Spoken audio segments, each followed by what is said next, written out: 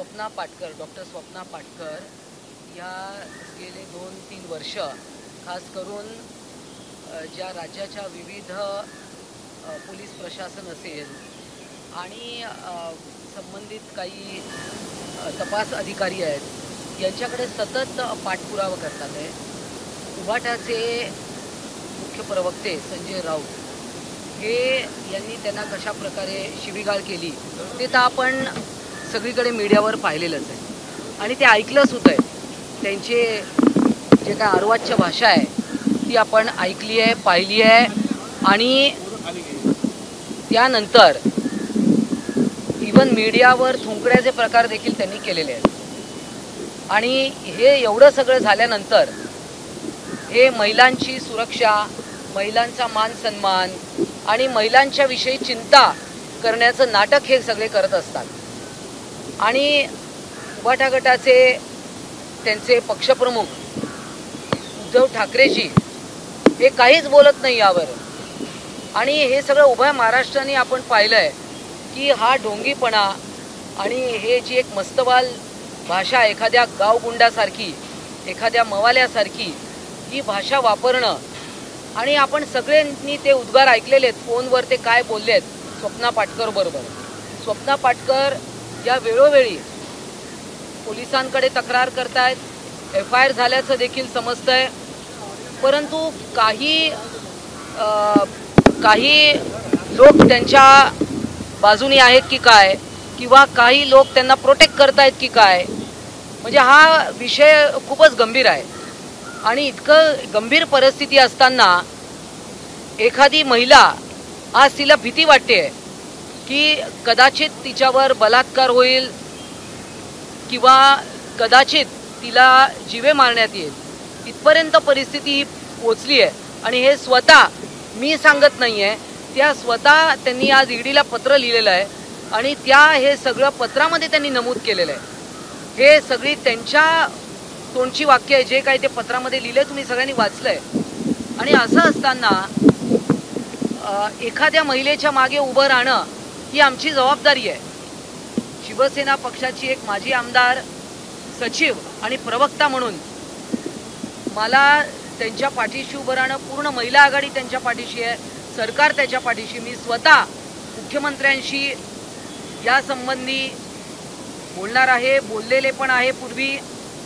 आणि नंतर मुंबईचे पोलीस कमिशनर यांची देखील मी भेट घेणार आहे, यांना देखील मी बोलणार आहे आणि त्यांना आम्ही निवेदन देऊ स्वप्ना पाटकर यांच्या वतीने की हा सगळा प्रकार नेमका काय आहे। याच्यावर आजपर्यंत तथाकथित नेते संजय राऊत यांना का कोणी आजपर्यंत बोलवलं नाही, काय आहे हे सगळ्यांना कळलं पाहिजे।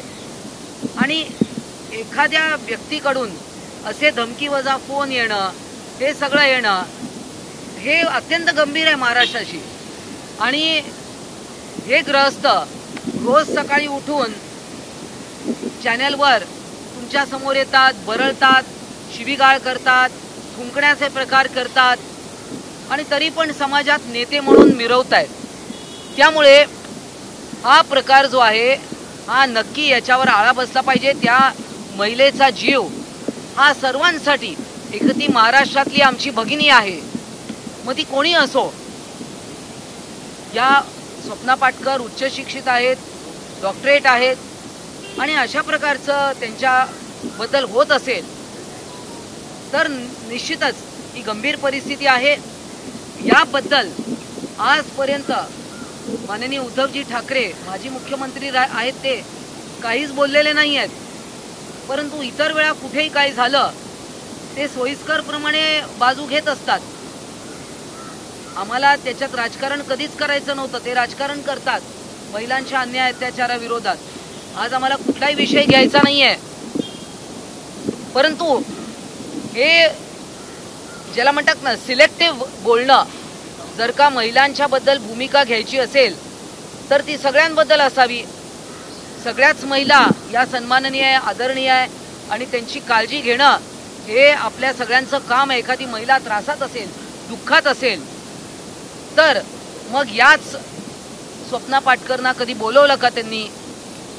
माननीय उद्धवजी ठाकरे यांनी, पण तो तसं केलं नाही. ही मवालीपणाची भाषा, ही गावगुंडाची भाषा, शिवीगाळ, आणि नंतर तुम्ही सुसंस्कृत मुखवटा घेऊन तुम्ही समाजात फिरता, हे निंदनीय आहे, हे अशोभनीय आहे. आणि हे प्रकार हा महाराष्ट्र पाहतो आहे. त्यामुळे सिलेक्टिव्ह होऊ नका.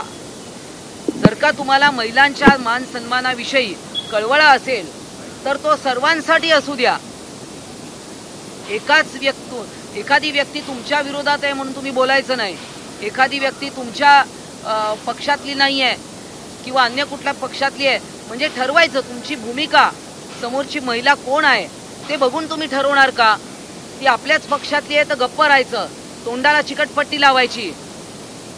आणि जर का तुम्हाला जेव्हा वाटेल बोलायला पाहिजे तेव्हा तुम्ही बोलणार. त्यामुळे हे सगळे प्रकार महाराष्ट्रातली जनता पाहतीये की हा प्रकार काय आहे. त्यामुळे संजय राऊत हे हा जो मुखवटा घेऊन फिरतायत, पण ही अशी भाषा एखाद्या गावगुंडाच्या तोंडात शोभेल अशी भाषा.